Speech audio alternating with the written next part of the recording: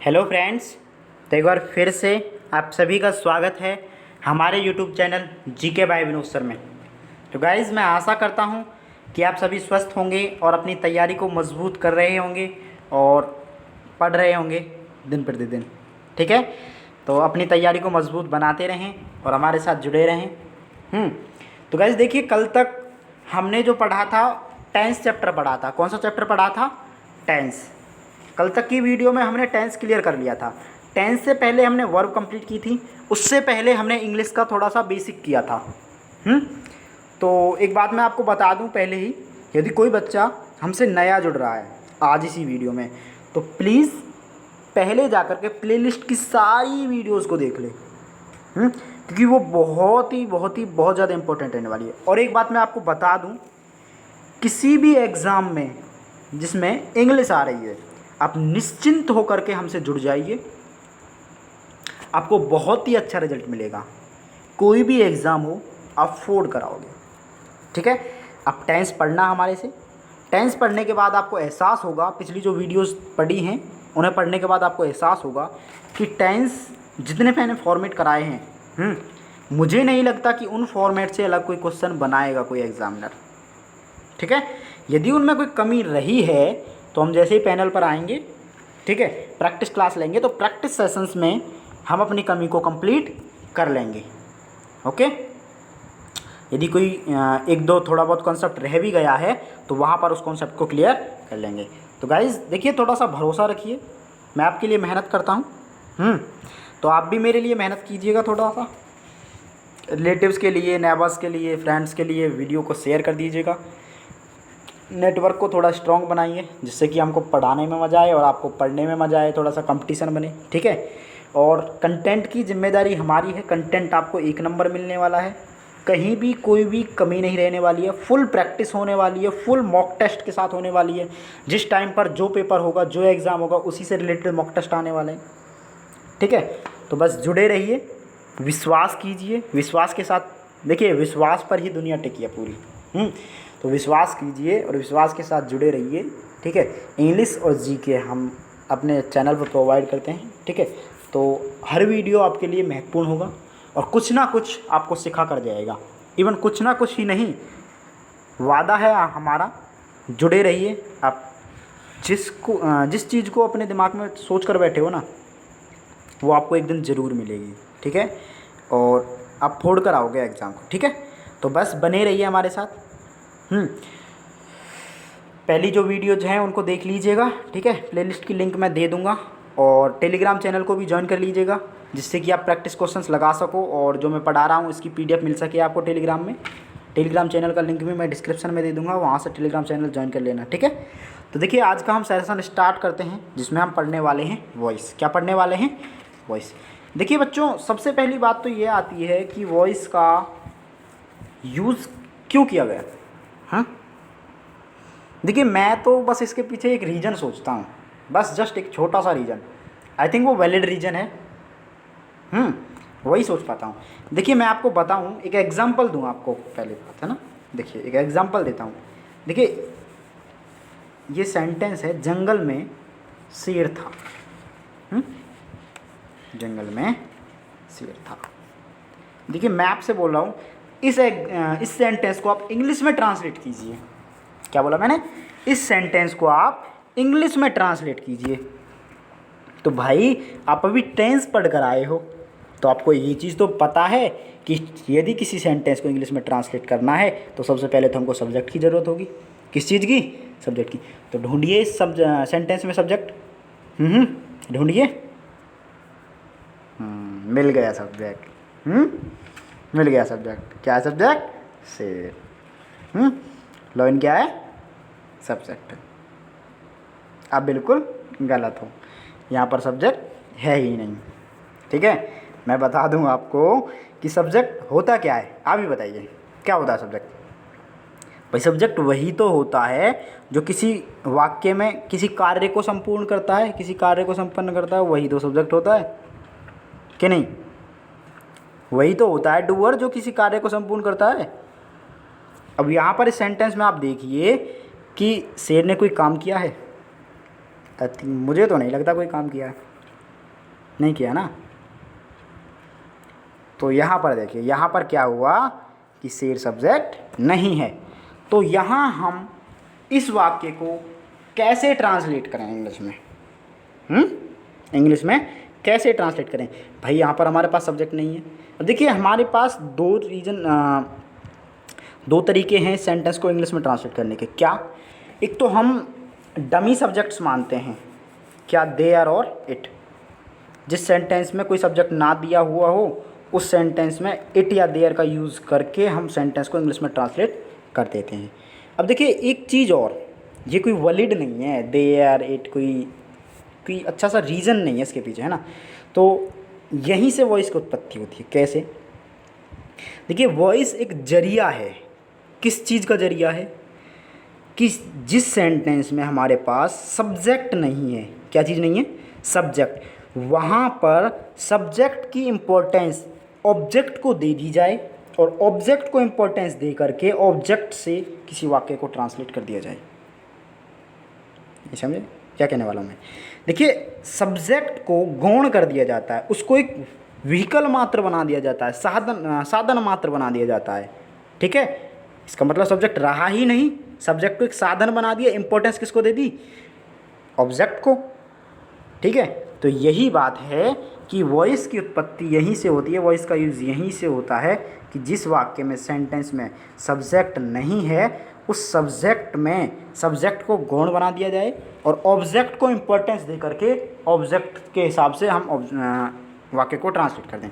I think यही इसका reason है। ठीक है, और ये वैलिड रीज़न है, यही रीज़न होगा। ओके, अब देखिए वो सेंटेंस था जंगल में शेर था, उसे हम बना सकते हैं there was a lion in the forest. There was a lion in the forest. ठीक है, ऐसे बना सकते हैं। अब देखिए हम बताया मैंने कि वाच्य क्यों स्टार्ट किया गया, कैसे, है ना। तो अब हम स्टार्ट करते हैं आगे वाच्य, वॉइस पढ़ते हैं। ठीक है, देखिए वॉइस का एक दूसरा नाम होता है, क्या है? वॉइस का दूसरा नाम बोला जाता है एक डायथीसिस ऑफ वर्ब। ठीक है, डायथीसिस ऑफ वर्ब कहा जाता है वॉइस को। पहली बात देखिए मैंने आपको बताया कि वॉइस क्या दर्शाता है। वॉइस ये दर्शाता है कि वाक्य में सीधा कर्ता ही कार्य कर रहा है या फिर कर्ता को जरिया बना दिया गया है। तो देखिए यही ये बोल रहा है, it shows whether the subject of whether a subject of a sentence is doing the action और having action done to it. ठीक है, यही बात है कि वॉइस हमें यह दर्शाता है कि सब्जेक्ट में खुद सब्जेक्ट इंपॉर्टेंस रख करके कार्य कर रहा है या फिर सब्जेक्ट को एक जरिया बना दिया गया है। ठीक है, इतना सा है। ठीक है, अब देखिए वॉइस आगे पढ़ते हैं। वॉइस के 2 टाइप्स होते हैं। कितने टाइप्स? 2 टाइप्स। तो कौन कौन से टाइप्स रहने वाले हैं? वॉइस के 2 टाइप्स हैं। पहला एक्टिव वॉइस है एंड सेकेंड पैसिव वॉइस है। देखिए एक्टिव वॉइस को हम हिंदी में कर्तृवाच्य कहते हैं। क्या कहते हैं? कर्तृवाच्य। एंड पैसिव वॉइस को हम हिंदी में कहते हैं कर्मवाच्य। क्या कहते हैं? कर्मवाच्य। ठीक है, अब देखिए नाम से हिंदी से क्लियर हो रहा है कि जो एक्टिव वॉइस है, कर्तृवाच्य जो है, उसमें सिंपली एक स्टेटमेंट कही जाएगी। क्या कही जाएगी? सिंपली एक स्टेटमेंट कही जाएगी जिसमें इम्पोर्टेंस, पूरी इम्पोर्टेंस सब्जेक्ट को दी जाएगी। ठीक है, अब वहीं पर सब्जेक्ट को गौण बना दिया जाए, सब्जेक्ट को एक व्हीकल मात्र बना दिया जाए, एक जरिया बना दिया जाए और वो सारी की सारी इम्पोर्टेंस ऑब्जेक्ट को दे दी जाए, तो वही क्या हो जाएगा? Passive voice.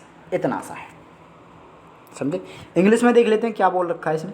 देखिए एक्टिव वॉइस में when the subject is the doer of an action the verb is said to be in A B. वही बात है, सब्जेक्ट जब करता हो किसी कार्य का then verb is said to be in A B. Okay, passive voice when the object is at the position of subject and the object doesn't act for the action. ठीक है, तो इसमें बताया गया है क्या, जब ऑब्जेक्ट सब्जेक्ट का स्थान ले ले, उसकी इंपॉर्टेंस ले ले और एक्चुअली में ऑब्जेक्ट कार्य करता नहीं है, ऑब्जेक्ट एक्चुअली में कार्य नहीं करता है, बट ऐसा प्रतीत किया जाता है, ऐसा दिखावा किया जाता है कि ऑब्जेक्ट कार्य कर रहा है। ठीक है, वह होता है पैसिव वॉइस। ओके, अब देखिए अगला बात आती है जो वो types of verbs on the basis of voice. ठीक है, तो मैं आपको बता दूं कि वर्ब हमने फुली डिटेल में पढ़ रखी हैं, ठीक है। उन 2 लेक्चर हैं वर्ब के, तो पहले आप उस लेक्चर को देखें जा करके, ठीक है। आपको वर्ब से रिलेटेड, उसके टाइप से रिलेटेड कोई भी डाउट नहीं रहेगा, ठीक है। वर्ब हमने फुल डिटेल्ड पढ़ी है। अभी मैं बस यहाँ पर अपनी एक कड़ी को जोड़ते हुए आगे बढ़ रहा हूँ, समझे ना आप। जिससे कि आपको एक्टिव वॉइस, जो बच्चे आज नए जुड़े हैं, इवन उन्होंने हमारी पिछली वीडियोज़ नहीं देखी हैं, वो भी हमारे साथ साथ जुड़ पाएँ, इसलिए बता रहा हूँ बीच बीच में, ठीक है। तो थोड़ी सी बतानी है कि वॉइस के आधार पर वर्ब कितने प्रकार की होती है। तो वॉइस के आधार पर वर्ब 2 प्रकार की होती है, ट्रांजिटिव, इंट्रांजिटिव। यदि आप इनका फुल डिटेल चाहते हो तो आप प्लेलिस्ट के लिंक में जाएं और वहाँ पर वर्ब का चैप्टर है जो पढ़ा रखा है, उसको देख लें, ठीक है। यहाँ पर नॉर्मली बताया जाएगा आपको, ठीक है। देखिए ट्रांजिटिव वर्ब को यदि हिंदी में देखा जाए तो क्या कहते हैं, सकर्मक क्रिया। क्या कहते हैं, सकर्मक क्रिया। और इंट्रांजिटिव वर्ब को क्या कहते हैं, अकर्मक क्रिया। अब देखिए, तो ट्रांजिटिव वर्ब को क्या कहेंगे, ऐसी क्रियाएं जिनको किसी ऑब्जेक्ट की ज़रूरत होती है। किसकी, ऑब्जेक्ट की ज़रूरत, किस लिए, अपने अर्थ को पूरा करने के लिए। पहली बात वो क्या कहेंगे, सकर्मक क्रिया। नाम से क्लियर हो रहा है, सकर्म, कर्म के साथ, ऑब्जेक्ट के साथ, ओके। इंट्रांजिटिव, अकर्म, कर्म के बिना, सिंपल सी बात है, हो गया। इंग्लिश में देख लिए, the verbs that require an object after them to complete their sense. वे क्रियाएं जिनको उनके पीछे कर्म की ज़रूरत होती है उनके सेंस को पूरा करने के लिए, उसके भाव को पूरा करने के लिए। इंट्रांजिटिव वर्ब क्या होंगी, the verbs that do not require an object to complete their sense but have a good sense without object, ठीक है। वही बात है कि वे क्रियाएं जिनको उनके सेंस को पूरा करने के लिए किसी कर्म की ज़रूरत नहीं पड़ती, बल्कि बिना कर्म के ही वो एक अच्छा भाव प्रतीत करती हैं, अच्छा भाव दे पाती हैं, अच्छा सेंस दे पाती हैं, वही इंट्रांजिटिव वर्ब कहलाती हैं, ओके। देखिए एग्जांपल से समझ लेते हैं हम कि क्या होती हैं एक्चुअली।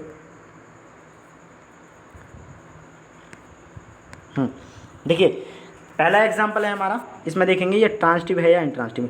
देखिए मैं ये आपको एक बात बता दूं पहले तो, क्या यहाँ पर हम स्विम वर्ब को देखेंगे कि स्विम वर्ब ट्रांजिटिव है या इंट्रांजिटिव है, ठीक है, पहली बात। तो देखिए ये सेंटेंस जो है इसके लिए हो सकता है कि स्विम वर्ब ट्रांजिटिव हो या फिर इंट्रांजिटिव हो, स्पेशलाइज्ड इस सेंटेंस के लिए।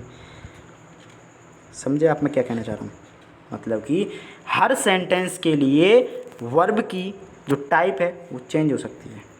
अब एक बार आपने इस सेंटेंस में देख लिया स्विम तो ट्रांजिटिव है, तो बोलेंगे अगले वाले सेंटेंस में कि स्विम ट्रांजिटिव है या इंट्रांजिटिव है, जो भी है। ऐसा कुछ नहीं है, उस सेंटेंस के आधार पर पता किया जाता है कि वर्ब ट्रांजिटिव है या इंट्रांजिटिव है, ठीक है। तो देखिए यहाँ पर देखते हैं कि स्विमिंग क्या है। अब देखिए देखने के लिए, पता करने के लिए हम क्या करेंगे, ऑब्जेक्ट ढूंढेंगे सेंटेंस में, यही तो है भाई। क्या पता करेंगे, ट्रांजिटिव वर्ब वे वर्ब जो सकर्मक क्रिया होती है, मतलब कि जो कर्म लेती हैं साथ में, और इंट्रांजिटिव जो कर्म नहीं लेती हैं।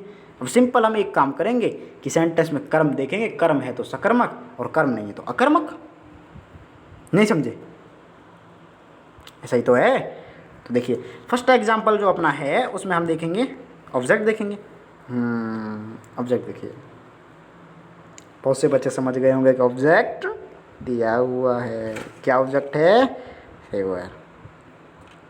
बट आप सब गलत सोच रहे हो, क्योंकि रिवर ऑब्जेक्ट है ही नहीं समझे, समझाता हूँ। देखिए जो रिवर यहाँ पर है वो एडवर्ब ऑफ प्लेस है। मेरा मतलब कहने का ये है कि जो रिवर है वो ऑब्जेक्ट नहीं है, ठीक है। इसलिए जो स्विमिंग है यहाँ पर वो इंट्रांजिटिव वर्ब है। कैसी वर्ब है, इंट्रांजिटिव, समझे। अगला देखिए,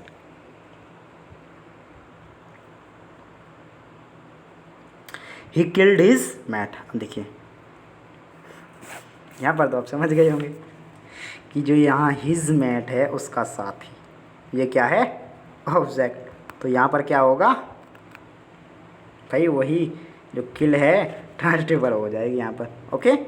ऊपर वाले में इंट्रांसिटिव है स्विम, और यहाँ पर ये नीचे ट्रांसिटिव है। ओके, क्योंकि जो हिज मेट है वो क्या है, ऑब्जेक्ट है। देखिए ऑब्जेक्ट मैंने आपको पहले बताया था, ऑब्जेक्ट दो तरीक़ा के होते हैं, डायरेक्ट ऑब्जेक्ट और इनडायरेक्ट ऑब्जेक्ट। ठीक है, तो आगे आने वाले हैं, आगे डिफाइन करेंगे। ठीक है, यहाँ तक यहीं छोड़ते हैं ऐसा ही। ठीक है, आगे देखिए, the boy with golden eyes opened the window. Simply सी दिख रहा है हमको, जो विंडो है यहाँ पर वो क्या है, ऑब्जेक्ट है। तो ऑब्जेक्ट है तो ये ट्रांसिटिव वर्ब है, जस्ट सिंपल सी बात। ठीक है, आगे चलते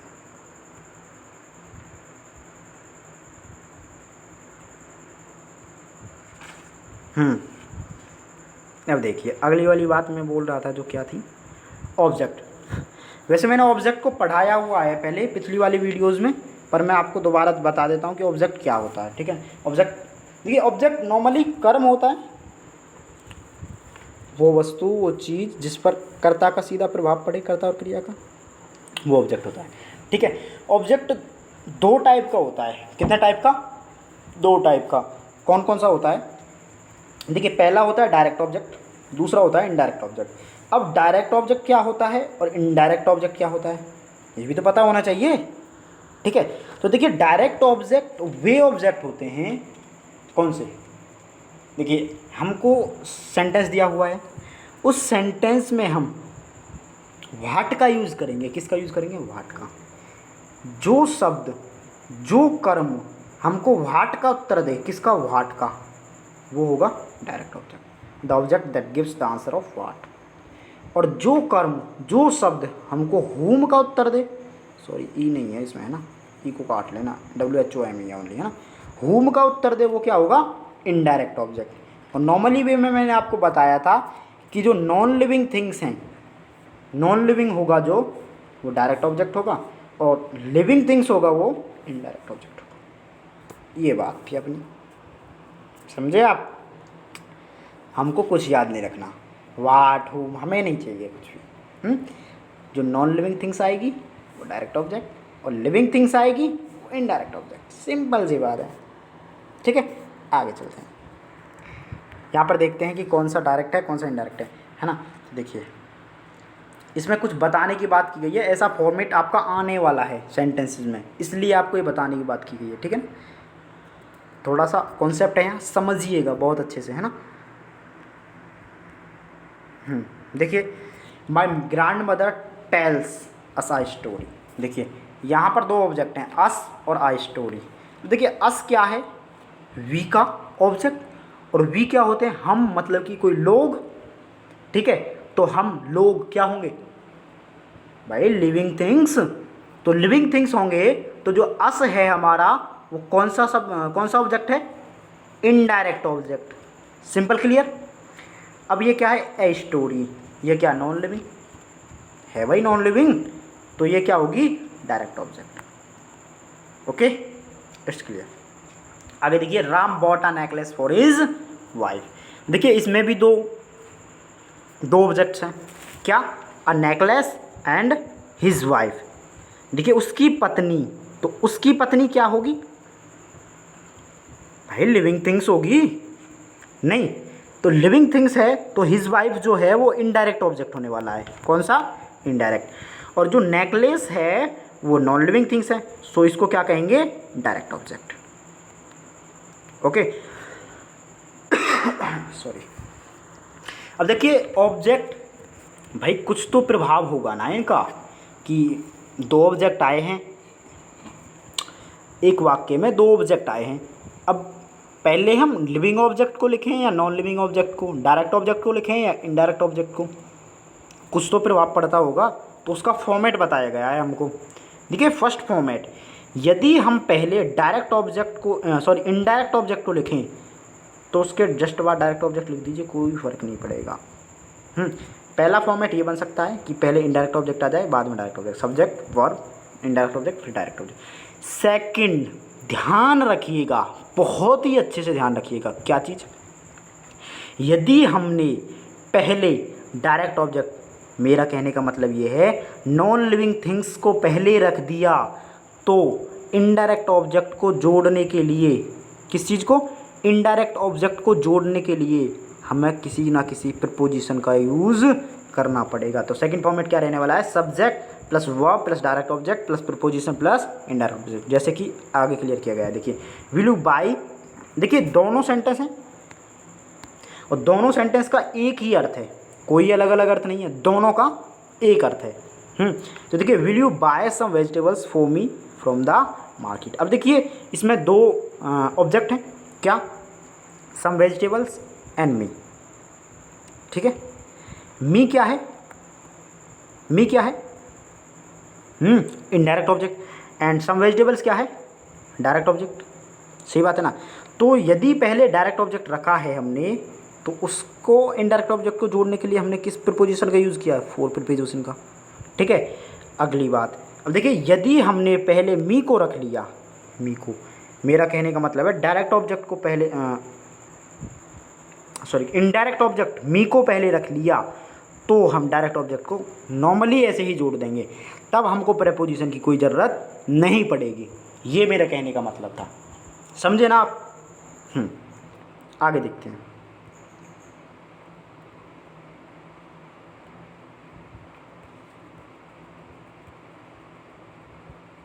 सॉरी, अब देखिए नॉर्मली जो छोटी छोटी सी चीज़ थी वो मैंने आपको बता दी। देखिए अब हम आते हैं अपने एक्टिव वॉइस से पैसिव वॉइस बनाने के रूल्स पर। तो देखिए वही छोटे छोटे रूल्स हैं, मैं आपको बिल्कुल बेसिक से उसी तरीके से पढ़ाने वाला हूँ जिस तरीके से आप पढ़ कर आए हो, बट स्टार्ट उस तरीके से किया है, बट जो एंड करेंगे वो बहुत ही एडवांस लेवल से करेंगे, समझे ना आप, कि ऐसे एंड करेंगे कि हमारा कोई भी एग्ज़ाम किसी भी क्वेश्चन को मिस ना कर पाए, ठीक है। तो वही क्वेश्चंस आएंगे जो हम प्रैक्टिस में करवाएंगे, हो सकता है मतलब वही क्वेश्चन ना आए, मतलब उसी पैटर्न पर आएंगे जो हम प्रैक्टिस में करवाएंगे, ठीक है। अब ऐसे तो हम भगवान तो है नहीं कि वही क्वेश्चन आ जाएंगे, ठीक है। तो देखिए फर्स्ट रूल वही है, एक्टिव से पैसिव बनाते समय सबसे पहले ऑब्जेक्ट को सब्जेक्ट बना देंगे। सेकंड बात, अगले वाले टेंस की एच वी लगाएंगे, टेंस से रिलेटेड आगे मैंने चार्ट बना कर दिया है, उससे पढ़ेंगे पूरी तरीके से, ठीक है। अगले वाले टेंस की एच वी लगाएंगे, यहाँ नॉर्मली ये चीज़ ध्यान रखो। थर्ड, वर्ब की हमेशा थर्ड फॉर्म का यूज़ करेंगे पैसिव वॉइस में, एक्टिव वॉइस में जो होना है वो होगी ही, पैसिव वॉइस बनाते समय हमेशा वर्ब की थर्ड फॉर्म का यूज़ करेंगे, ध्यान रखना। और फोर्थ, सबसे अंत में देखिए बीच में यदि कोई वर्ड आया है सेंटेंस के, तो वो बीच वाले वर्ड बीच में ही डाल देंगे, जहाँ पर आया है वहीं पर डाल देंगे। यदि ऑब्जेक्ट के साथ कोई प्रीपोजिशन वगैरह आया है तो उसी के साथ उस प्रीपोजिशन को ले लेंगे, ठीक है। तो सबसे अंत में हम क्या करेंगे, कर्ता को, जो हमारा एक्टिव वॉइस का कर्ता है, उसको बाई लगाकर ऑब्जेक्ट बना देंगे, पैसिव वॉइस का ऑब्जेक्ट बना देंगे बाई लगाकर। पर इससे भी क्रिटिकल कंडीशंस में लगाते हैं यदि ज़रूरत हो तो। बहुत से कर्ता ऐसे होते हैं जिनको ना हर दुनिया जानती है, और बहुत से कर्ता ऐसे होते हैं जिनको कोई भी नहीं जानता, सेंटेंस में कर्ता ही नहीं दिया हुआ हो, है ना। तो उन कर्ताओं को लगाने की हमको ज़रूरत नहीं पड़ती, जैसे कि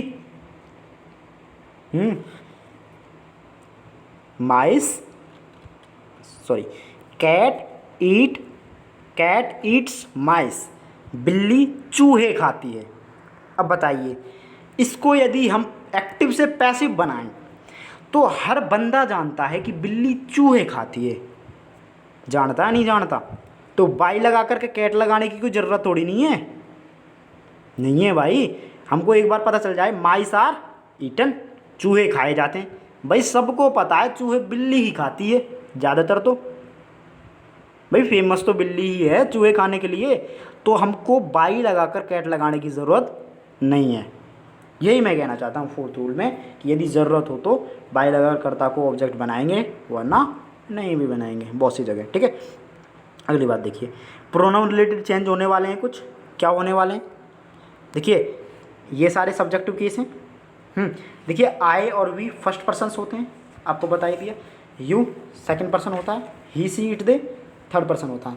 आई का ऑब्जेक्टिव मी, वी का ऑब्जेक्टिव अस, यू का यू, ही का हिम, सी का हर, इट का इट, दे का देम। अब एक चीज़ और देख लीजिए, क्या मैं आपको बता दूं, देखिए यदि सब्जेक्ट हमारा सेंटेंस में आई सब्जेक्ट आया है, और हमको ऑब्जेक्ट बनाना है आई का, तो मी बना देंगे। और मी यदि हमारा ऑब्जेक्ट आया है और उसका सब्जेक्ट बनाया है तो आई बना देंगे, ऐसे ट्रांसलेट करेंगे, ठीक है ना। दूसरी चीज़ देखिए यहाँ पर तो प्रोनाउन आए हैं। अब देखिए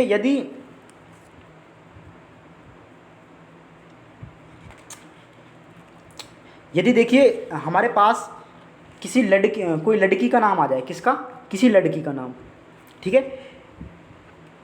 तो लड़की का नाम यदि आएगा तो उसका ऑब्जेक्ट क्या बनाएंगे हम, हर। और यदि किसी लड़के का नाम आएगा तो उसका ऑब्जेक्ट क्या बनाएंगे, हिम। और यदि किसी ग्रुप का नाम आएगा, चाहे उसमें लड़की हो चाहे लड़के हों चाहे कोई भी हो, तो उसका ऑब्जेक्ट क्या बनाएंगे हम, देम। ये चीज़ और ध्यान रखना, ठीक है। आगे देखिए। अब ये चीज़, एक चीज़ और बात ध्यान रखना, यहाँ पर लड़की का नाम स्पेशली नहीं, ऐसा हो सकता है धोबी, या फिर क्या बोलते हैं उसको, कुछ भी हो सकता है, मोची, धोबी वगैरह, है ना, ऐसा कुछ हो सकता है। तो उसके लिए जो हमारा जेंडर है उसके हिसाब से यूज़ करेंगे। लड़की है तो हर यूज़ करेंगे, और लड़का है तो हिम यूज़ करेंगे, और यदि कोई ग्रुप है तो उसके लिए दैम यूज़ करेंगे, ठीक है। अगली बात देखिए, अगली चीज़ क्या है, टेंस से रिलेटेड चेंज है, ठीक है। तो टेंस से रिलेटेड चेंज क्या है, देखिए यदि हमारा active voice present indefinite tense में दिया है, किसमें, प्रेजेंट इंडेफिनिट में, तो हम उसे पैसिव वॉइस में चेंज करते समय एक चीज़ ध्यान रखेंगे, क्या, एचवी की जगह पर हम यूज़ करेंगे इज़, एम या आर सब्जेक्ट के अनुसार, और वर्ब की थर्ड फॉर्म में से यूज होगी, पहली बात, ठीक है। यदि हमारा एक्टिव वॉइस प्रेजेंट कंटिन्यूअस में दिया है तो हम पैसिव वॉइस बनाते समय इज़, एम, आर सब्जेक्ट के अनुसार, प्लस में बीइंग, प्लस में वर्ब की थर्ड फॉर्म यूज करेंगे। ऐसे प्रेजेंट परफेक्ट में दिया हुआ है तो has, have plus been plus verb की थर्ड फॉर्म यूज करेंगे। ऐसे यदि प्रेजेंट परफेक्ट कंटिन्यूअस में दिया है, प्रेजेंट परफेक्ट कंटिन्यूअस में, तो उसका टेंस चेंज होगा ही नहीं, आपको पूछा ही नहीं जाएगा कि प्रेजेंट परफेक्ट कंटिन्यूअस टेंस दिया है और उसका पैसिव वॉइस बनाइए, ठीक है। अगली बात देखिए, पास्ट, यदि पास्ट इंडेफिनिट का दिया हुआ है, आप जानते हो पास्ट इंडेफिनिट का देगा तो क्या पहचान है उसकी, ये तो आप जानते हो, टेंस पढ़ चुके हो। यदि आप नहीं पढ़े हो टेंस, तो टेंस पढ़कर प्लीज़ टेंस पढ़कर आइए आप। पहले हमारी जो वीडियोस हैं, लेक्चर दे रखे हैं हमने, बना रखे हैं सारे, ठीक है, बिल्कुल जीरो से कराए हैं। और पहले आप टेंस कर आइए, क्योंकि अब वॉइस चल रहा है, अगले वाला आने वाला चैप्टर हमारा नरेशन होने वाला है, फिर सब्जेक्ट वर्ब एग्रीमेंट होने वाला, सब में टेंसेस का यूज़ होने वाला है, इसीलिए सबसे पहले मैंने टेंस कराएं, समझे ना। तो पहले टेंस करके आइए प्लीज़, है ना। प्लेलिस्ट का लिंक मैं दे दूंगा डिस्क्रिप्शन में, टेंस ज़रूर करके आना, ठीक है। देखिए पास्ट इंडेफिनिट का यदि एक्टिव है तो उसमें क्या करेंगे हम, पैसिव वॉइस बनाते समय एच वी यूज करेंगे, वाज या वर सब्जेक्ट के अनुसार, और वर्ब की थर्ड फॉर्म। पास्ट कंटिन्यूअस का है तो हम एच वी यूज करेंगे, was, were plus being use करेंगे, और वर्ब की थर्ड फॉर्म यूज करेंगे। यदि पास्ट परफेक्ट का है तो एच वी यूज करेंगे, हैड प्लस बीन, और वर्ब की third form. Past perfect continuous का है तो उसमें कोई चेंज नहीं होगा। अगला देखिए फ्यूचर इंडेफिनिट, फ्यूचर इंडेफिनिट का है तो उसमें सेल, विल प्लस बी का यूज़ करेंगे और वर्ब की थर्ड फॉर्म का यूज़ करेंगे। और फ्यूचर कंटिन्यूअस का है तो उसका चेंज नहीं होगा, पूछा ही नहीं जाएगा। फ्यूचर परफेक्ट का है तो सेल या will plus have been plus verb की थर्ड फॉर्म का यूज़ करेंगे। और फ्यूचर परफेक्ट कंटिन्यूअस का पूछा ही नहीं जाएगा, चेंज ही नहीं होगा।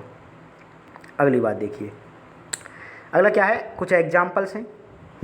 अब वही 3-4 रूल लगाने हैं हमको और हम स्टार्ट करते हैं, ठीक है। अब देखिए क्या बात है, देखिए फर्स्ट एग्जाम्पल है हमारा, you always hurt your parents.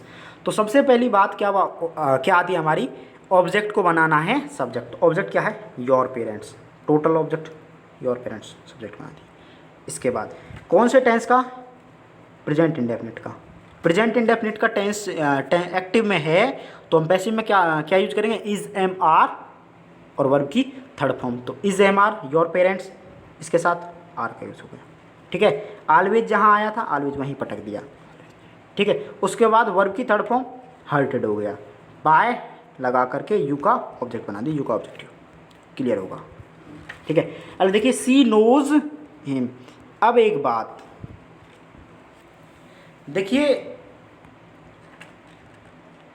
कुछ वर्ब्स ऐसी हैं, कुछ स्पेशलाइज्ड वर्ब हैं जो कर्ता को बाई से ना जोड़ करके अलग अलग प्रीपोजिशन से जोड़ने की अनुमति देती है हमको। जैसे कि यहाँ पर आया सी नोज हिम, इसको यदि हम बनाएं तो क्या बनाएंगे, हिम का ऑब्जेक्ट ही, ठीक है, नोज इसका मतलब प्रेजेंट इंडेफिनिट, तो ही इज, नोज का नॉन, थर्ड फॉर्म नॉन हो जाएगी, ही इज नॉन। अब देखिए हम क्या करेंगे, बाय, बाय हर, बट जो नो वर्ब है हमारी वो हमको इस चीज़ के लिए अलाउ नहीं करती कि हम सब्जेक्ट को बाय लगाकर यूज़ कर दें। फिर क्या करें हम, फिर हम क्या करें, बाय लगाकर यूज़ ना करें तो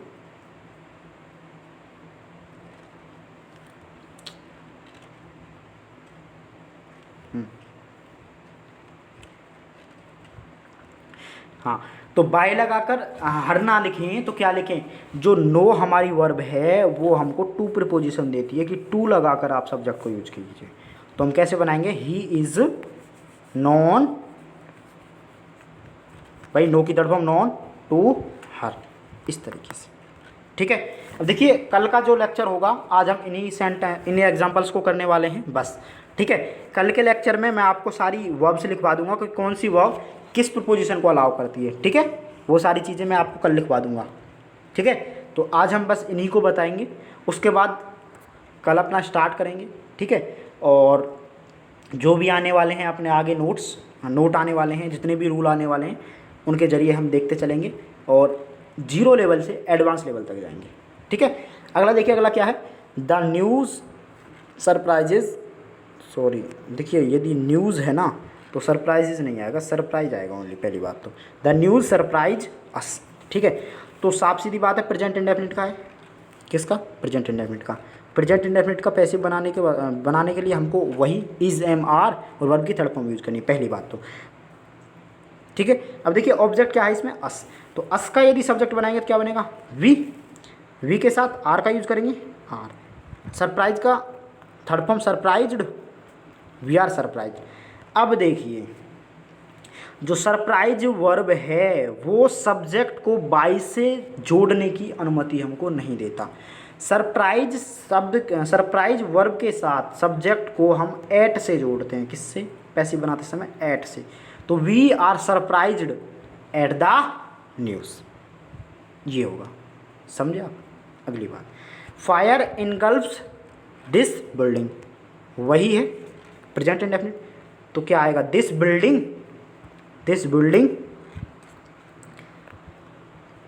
is इनगल्फ्ड in fire. Engulf verb by से सब्जेक्ट को जोड़ने की अनुमति नहीं देता, वो अपने साथ इन प्रपोजिशन का यूज करता है, इन फायर, ठीक है। मैं कल आपको सारी वर्ब्स लिखवा दूंगा जिनके साथ जो यूज होना है, ठीक है, जो प्रीपोजिशन जिनके साथ यूज होना है वो सारी वर्ब्स लिखवा दूंगा, ठीक है। अगला एग्जांपल देखिए, अनु लाइक्स प्लेइंग चेस। तो सबसे बड़ी बात क्या होती है, कर्म ढूंढना, ऑब्जेक्ट ढूंढना। देखिए ऑब्जेक्ट क्या है इसमें, आपको दो चीज़ दिख रहे हैं, क्या, लाइक वर्ब, प्ले वर्ब। यार यहाँ पर तो हमको यही पता नहीं चल रहा है कि टेंस कौन सा है, सही बात है ना। लाइक भी तो वो होती है, क्या होती है,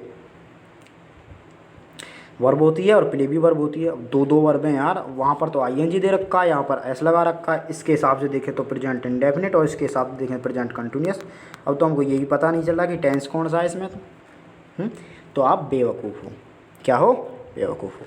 क्यों, क्योंकि मैंने आपको बोला है कि आप पहले बेसिक्स कर आइए, ठीक है। क्योंकि मैंने आपको बेसिक्स में ऐसी ही चीज़ कराई है जो हमको बीच बीच में बहुत ज़्यादा परेशान करने वाली है और बहुत बहुत बहुत ज़्यादा इंपॉर्टेंट रहने वाली है, ठीक है। तो प्लेइंग जो यहाँ पर है, प्लेइंग यहाँ पर वर्ब है ही नहीं, समझिए ना आप, ठीक है। मैंने आपको नॉन फाइनाइट वर्ब कराई थी, ठीक है। ये एक ऐसा प्रकार है वर्ब का जो एडजेक्टिव की तरह यूज़ होता है, किसकी तरह, एडजेक्टिव, पार्टिसिपल है, ये क्या है, पार्टिसिपल, ठीक है। तो ये है पार्टिसिपल, ना कि वर्ब है, ठीक है। तो यहाँ पर जो ऑब्जेक्ट होगा हमारा वो टोटल ये ऑब्जेक्ट होगा, playing chess.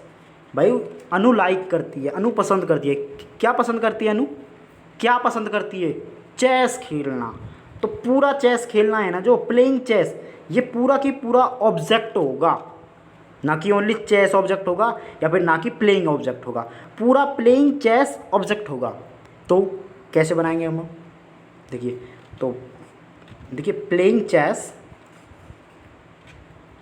Playing chess is liked by Anu, normally बन गया, ठीक है। अगर देखिए ही ऑफन अनॉयज अनु, वही है, सिंपल सी बात है। क्या आने वाला है पहले? ऑब्जेक्ट, हाँ तो ऑब्जेक्ट अनु पहले आ जाएगा। अनु इज, अनॉय का third form annoyed, sorry he is, देखिए ऑफन आया ना बीच में, तो he is often annoyed with him, क्योंकि अनॉय जो होती है, अनॉय जो वर्ब होती है खींचना, है ना, ये जो वर्ब होती है हमको सब्जेक्ट को बाय के साथ जोड़ने की अनुमति नहीं देती, इसके साथ हम विद प्रपोजिशन का यूज़ करेंगे। तो जो हमारा जो ऑब्जेक्ट है, सब्जेक्ट को जो ऑब्जेक्ट बनाएंगे, ही का क्या बनाएंगे? हिम, है ना, तो विद हिम आएगा, ठीक है। अब मैं इन सारी वर्ब्स को कल लिखवा दूंगा, ठीक है। आज के लेक्चर को हम यहीं तक रखते हैं, ठीक है। देखिए बताइएगा कि आज का लेक्चर आपको कैसा लगा, और पसंद आया हो तो लाइक करना और कमेंट करके बताना कि कैसा लगा कैसा नहीं लगा। यदि कोई गलती भी हो तो आप प्लीज़ बताया तो करो यार, कमेंट तो किया करो, कम से कम कुछ तो कमेंट किया करो। और प्लीज़ मैं आपके साथ मेहनत कर रहा हूँ तो प्लीज़ आप भी मेहनत करो यार। देखिए टाइम देख लीजिए आप, क्या हो रहा है, 1:10 रात में, है ना। आप शायद सो रहे होंगे और मैं 1:10 पर आपको क्या बना रहा हूँ, वीडियो बना रहा हूँ, ठीक है। दिख रहा नहीं यहाँ पर टाइम, यहाँ देखिए 1:10 रात का टाइम है। तो प्लीज़ यार नेटवर्क स्ट्रॉन्ग कीजिए हमारा, शेयर करिएगा फ्रेंड्स के साथ, नेबर्स के साथ, और जो भी आपका पढ़ने का इच्छुक है उसके साथ शेयर करिएगा। और जितना हो सके अपनी तैयारी को मजबूत बनाइए, ठीक है। और जुड़े रहिए हमारे साथ, बहुत ही बढ़िया 1 नंबर कंटेंट मिलेगा, ठीक है। तो आज का लेक्चर यहीं ख़त्म करते हैं, मिलते हैं अगली क्लास में बहुत ही इंटरेस्टिंग और मज़ेदार टॉपिक्स के साथ, ठीक है। बने रहिएगा और अपनी तैयारी को मजबूत करिए, ठीक है। बाय।